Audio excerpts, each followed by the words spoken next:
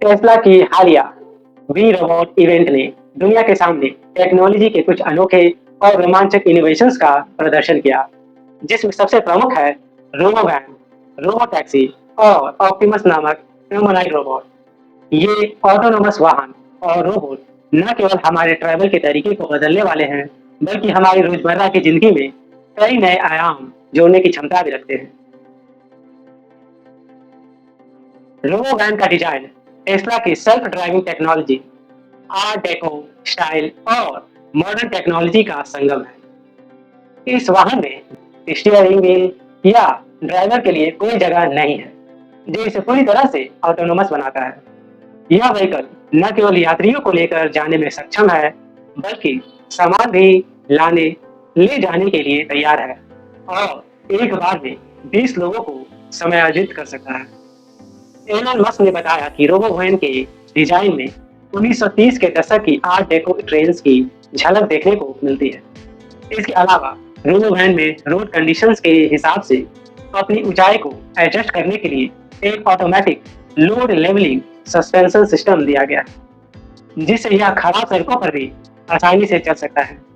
खास बात यह है कि एक्सपर्ट्स का मानना है कि रोबो वैन को न केवल नॉर्मल स्ट्रीट्स पर, बल्कि बोइंग कंपनी के टनल्स जैसे स्पेसिफिक लोकेशंस पर भी उपयोग किया जा सकता है, जैसे कि Las Vegas loop system. Robo van के साथ ही टेस्ला ने रोबो टैक्सी का भी प्रदर्शन किया, जो पर्सनल और छोटे ग्रुप्स की यात्रा के लिए एक अद्वितीय ऑप्शन है। इस दो सीटर व्हीकल में ऊपर की ओर खुलने वाले डल विंग स्टाइल डोर्स है, जो इसे फ्यूचरिस्टिक और आकर्षक बनाते हैं। इसका कॉम्पैक्ट डिजाइन और ऑटोनोमस ड्राइविंग सिस्टम शहर की भीड़ भाड़ वाली सड़कों पर आसानी से नेविगेट कर सकता है, जिससे यह अर्बन ट्रैफिक को नियंत्रित करने में सहायक हो सकता है। रोबो टैक्सी की प्राइस $30,000 के आसपास होगी और इसमें न तो स्टीयरिंग व्हील होगा और न ही पैडल्स, जिससे यह पूरी तरह से एक नया ट्रैवल एक्सपीरियंस देगा। टेस्ला का यह मॉडल न केवल यात्रा को एक्सेसिबल बनाने के लिए, बल्कि सेफ और इफिशियंट बनाकर पर्सनल ट्रांसपोर्ट को फिर से परिभाषित करने के लिए तैयार है। टेस्ला का ऑप्टिमस नामक ह्यूमनॉइड रोबोट भी इस इवेंट में खास आकर्षण का केंद्र रहा। यह रोबोट कई टास्क को करने में सक्षम है और टेस्ला की ऑटोमोटिव टेक्नोलॉजी के अलावा रोबोटिक्स में भी उनकी महत्वाकांक्षाओं को दर्शाता है। यह एडवांस एआई और विभिन्न प्रकार के सेंसर से लैस है, जिससे यह कॉम्प्लेक्स एनवायरनमेंट्स में नेविगेट कर सकता है और मैनुअल लेवल में सहायक हो सकता है। ऑप्टिमस को न केवल इंडस्ट्रियल सेटिंग्स में उपयोग किया जा सकता है, बल्कि यह असेंबली लाइन पर वर्क, एयर गिविंग में मदद और हजार्डस एरियाज में एक्सप्लोरेशन जैसे कार्यों में भी उपयोगी साबित हो सकता है। इसकी वर्सेटाइल कैपेसिटी विभिन्न इंडस्ट्रीज में रिवॉल्यूशन ला सकती है और यह मानव जीवन को आसान और सुरक्षित बनाने में सहायक हो सकता है। वी रोबोट इवेंट का एक प्रमुख मैसेज यह था कि कैसे पर्सनल व्हीकल्स को एक कमाई के साधन में बदला जा सकता है। टेस्ला की ऑटोनोमस टेक्नोलॉजी के माध्यम से कार्स खुद से ड्राइविंग करती हुई टैक्सी सर्विस दे सकती है।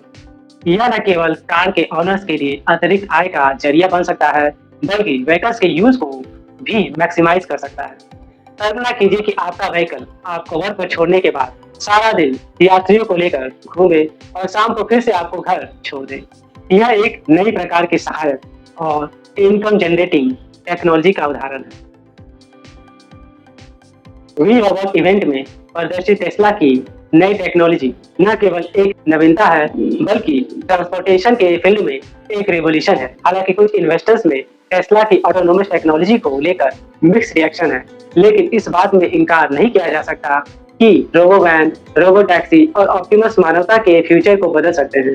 समय के साथ ये टेक्नोलॉजिकल इनोवेशंस शहरी ट्रांसपोर्टेशन और ऑटोमेशन के हमारे दृष्टिकोण को बदलने का वादा करते हैं।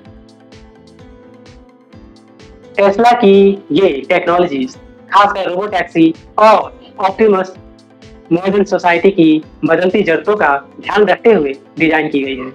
सवाल यह उठता है कि क्या हम वाकई में इन ऑटोनोमस टेक्नोलॉजीज को अपने जीवन का हिस्सा बनाएंगे? क्या आप एक ऐसे व्हीकल में ट्रैवल करना चाहेंगे जिससे इंसानी मदद की जरूरत ना हो? आपके विचार क्या हैं? हमें जरूर बताएं।